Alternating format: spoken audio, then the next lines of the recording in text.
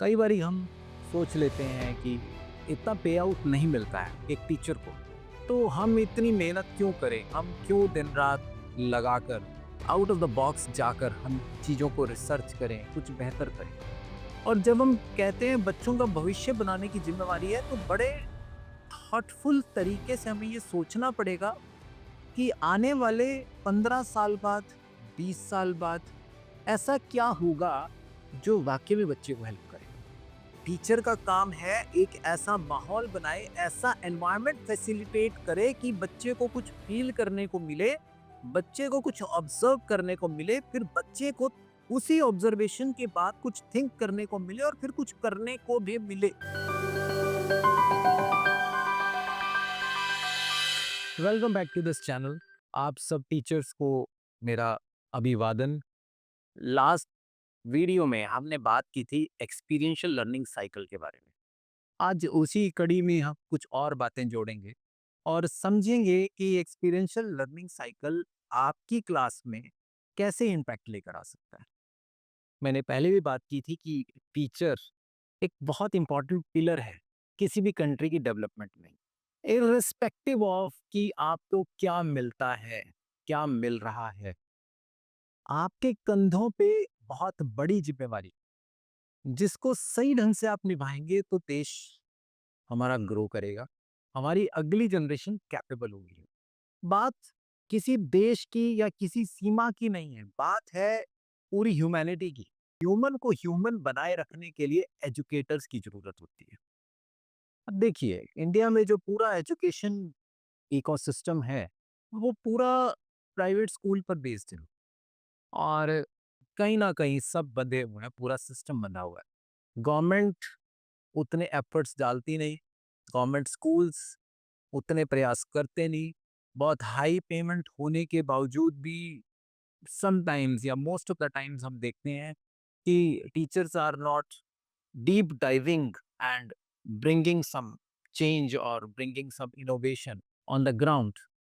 Last video में भी मैंने बोला कि अभी जो हम चीज़ें सिखा रहे हैं, वो चीज़ें एक बच्चे को पास्ट के लिए तैयार कर रहे हैं। But what about future? बड़ी सिंपल सी बात है, हर आदमी के माइंड माइंड में आता है कि मुझे क्या मिलेगा? तो भाई, ये समाज आपका है, ये ह्यूमैनिटी आपकी है, ये देश आपका है, आप ही को तो मिलेगा। जब नेक्स्ट जनरेशन पढ़ लिख जाएगी, चोरी चकारी नहीं होगी, ह्यूमैनिटी जिंदा होगी, बच्चों में करुणा होगी, बच्चे सेंसिबल होंगे, बस वही होना चाहिए। उससे अलावा हमें क्या मिलेगा, क्या नहीं मिलेगा, उसके कोई मायने नहीं है। तो चलिए बात करते हैं एक्सपीरियंशियल लर्निंग साइकिल की। पहला स्टेज हमने समझा था कंक्रीट एक्सपीरियंस। मैंने एग्जांपल दिया था कि चोट लग गई, हमने फीलिंग लिया, राइट। सेकंड मैंने बताया था कि आपने ऑब्जर्व किया, बच्चे ने ऑब्जर्व किया। अब मुझे चोट लगी है तो मैंने ऑब्जर्व किया कि मुझे चोट क्यों लगी है, कहाँ लगी है, कैसे लगी है, ठीक है। उस पे मैंने थोड़ा सा ऑब्जर्वेशन किया, फिर उसके बारे में मैंने सोचना शुरू किया, ऐसा मैंने क्या किया मुझे चोट लगी, अगली बारी मैं ऐसा क्या ना करूं मुझे चोट ना लगे। और फिर मैं नेक्स्ट स्टेप फिर से ट्राई कर रहा हूँ, डू करके देख रहा हूँ, फिर से ट्राई करके देख रहा हूँ कि इस बारी मैं फिर से कुछ ऐसा करूँ कि मुझे चोट ना लगे। फिर भी लग जाती है तो मैं फिर उसको फील करूंगा, अपने पेन्स को फील करूंगा, फिर मैं वॉच करूंगा, फिर थिंक करूंगा, फिर डू करूंगा। इस तरह से साइकिल चलता रहता है।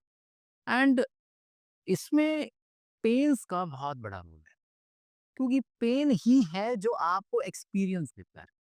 ये साइकिल ऐसा नहीं कि आपने समझ लिया और बात खत्म हो गई। इसमें सेंसिटाइज्ड होने की जरूरत है, इसको इम्प्लीमेंट करने की जरूरत है अपने क्लासरूम्स में। आप चाहते हैं बच्चा प्लांट्स के बारे में सीखे, तो पहले उसको कंक्रीट एक्सपीरियंस दो, गार्डन में लेके जाओ, उसको फील करने दो प्लांट्स को, प्लांट्स की ग्रोथ को। और इसी को हम एंगेजमेंट बोलते हैं। Then comes watching, observing. ये कोई एक दिन की एक्टिविटी में वॉचिंग हो नहीं सकती। जो प्लांट्स है उसको हम 10-15 दिन तक ऑब्जर्व करें, समझें, उसको फील करें, वॉच करें, फिर उसके बारे में सोचें कि ये प्लांट मुरझा गया तो क्यों मुरझा गया, और ये प्लांट ठीक है तो ये प्लांट ठीक क्यों है, और फिर हम कुछ नया करें। मुरझा गया तो उसमें पानी डाल के देखें, किसी में खाद डाल के देखें, पानी डाल के देखा वो पौधा ठीक हुआ या नहीं हुआ, फिर हम उसको फील करें, फिर हम उसके वॉच करें, फिर थिंक करें, सोचें कि इसमें मैंने पानी डाला था, ये पौधा ठीक हो गया था और इसमें पानी डाला था, ये पौधा ठीक नहीं हो पाया। तो इस तरह से हम बार-बार ये प्रोसेस करते हैं, तो लर्निंग होती है। अब इस पूरे प्रोसेस में टीचर का रोल क्या है? टीचर कहाँ खड़ा है? अभी जो इंडिया में सिनेरियो है ना टीचिंग का, मैं यहाँ खड़ा हूँ, मैं यहाँ से अपनी स्पीच दूँगा, भाषण दूँगा, मैं अपना लेक्चर दूँगा, बच्चे सुन रहे हैं, कोई सुन रहा है, कोई नहीं सुन रहा। लेकिन हम एक कल्चर नहीं डेवलप कर पाते, हम इंटरैक्शन कर रहे हैं बच्चे से, बट एंगेज नहीं कर पाते।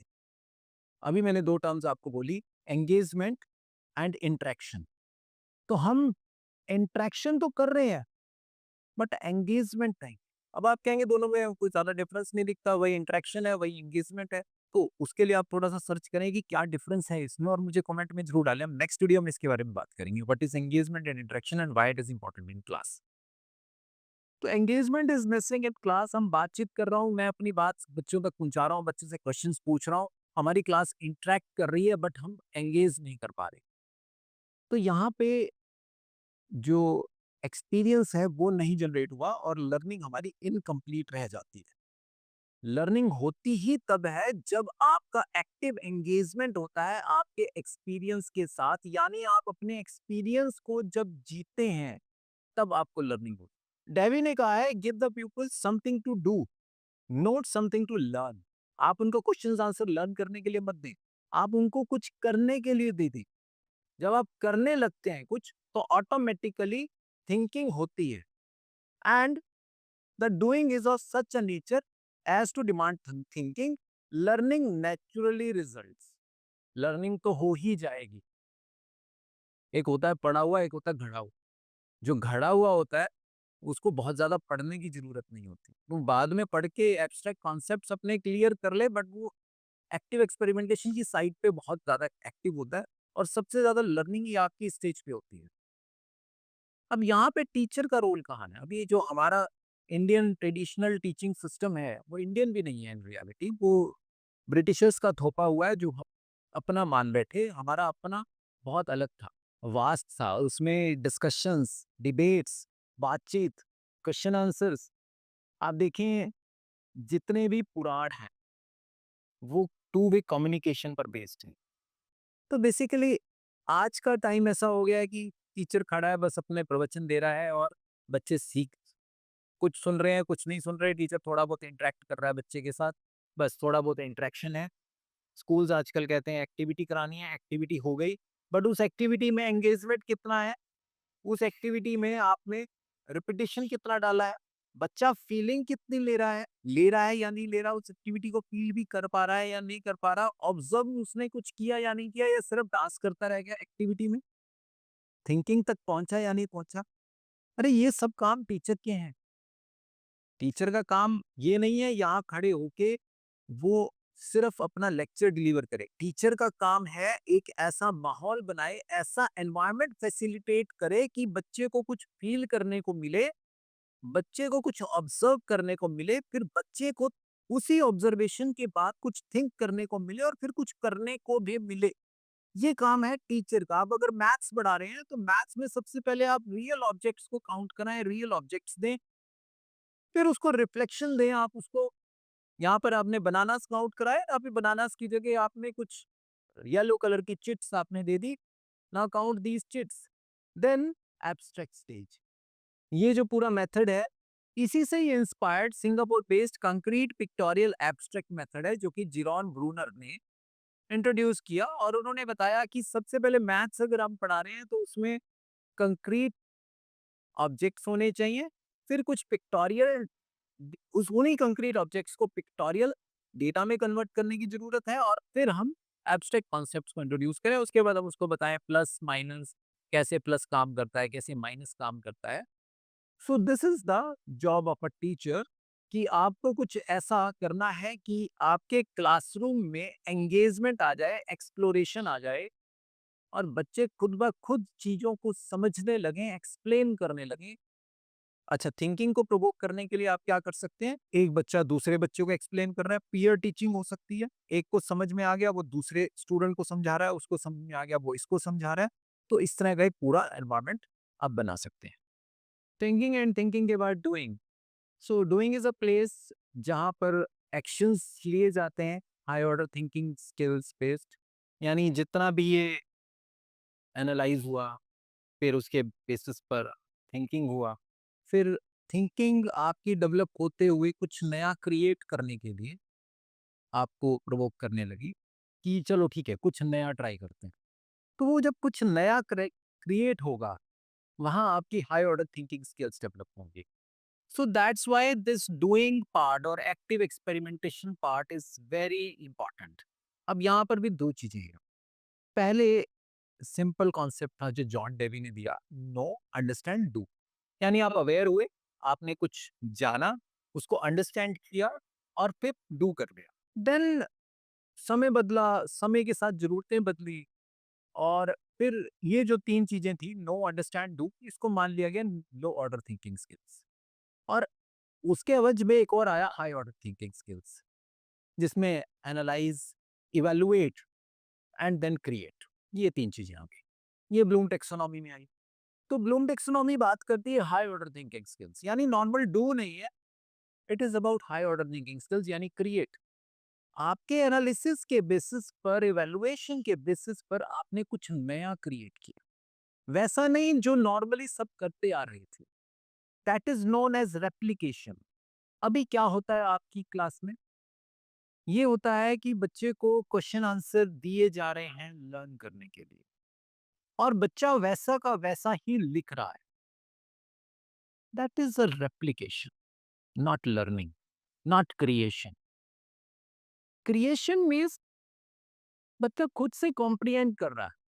आपने चैप्टर पढ़ाया, बच्चा अपने बेसिस पर उसके कुछ आंसर्स करने में कैपेबल है। मैं अक्सर देखता हूँ ड्राइंग टीचर्स बोर्ड पे ड्राइंग कर देती हैं, या इवन आज की डेट में स्मार्ट क्लासेस में ऑनलाइन कुछ वीडियो वगैरह निकाल के दे दिया जाता है बच्चों को करने के लिए, और बच्चे उसको देख के ड्राइंग करते रहते हैं। ठीक है, ऐसा भी बहुत जगह चलता है। This is again replication. सही मायने में क्रिएटिविटी आती है जब बच्चा अपने मन से कुछ क्रिएट करता है।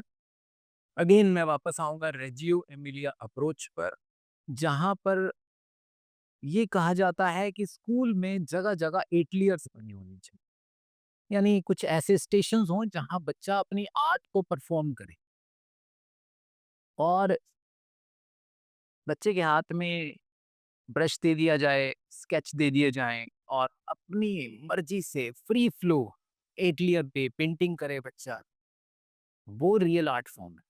अपनी इमेजिनेशन को पेपर पर लेकर आना, that is known as creativity, high order thinking skill. So आज हमने समझा एक्सपीरियंशियल लर्निंग साइकिल थोड़ा और डिटेल में। इसी तरह से और ज़्यादा डेप्थ को हम छूने की कोशिश करेंगे। आप लोगों का सपोर्ट चाहिए इस भारत को एक बेहतर देश बनाने के लिए। आप लोगों का सहयोग मिलेगा तो हम इस काम को कर पाएंगे। धन्यवाद। मिलते हैं फिर नेक्स्ट वीडियो में।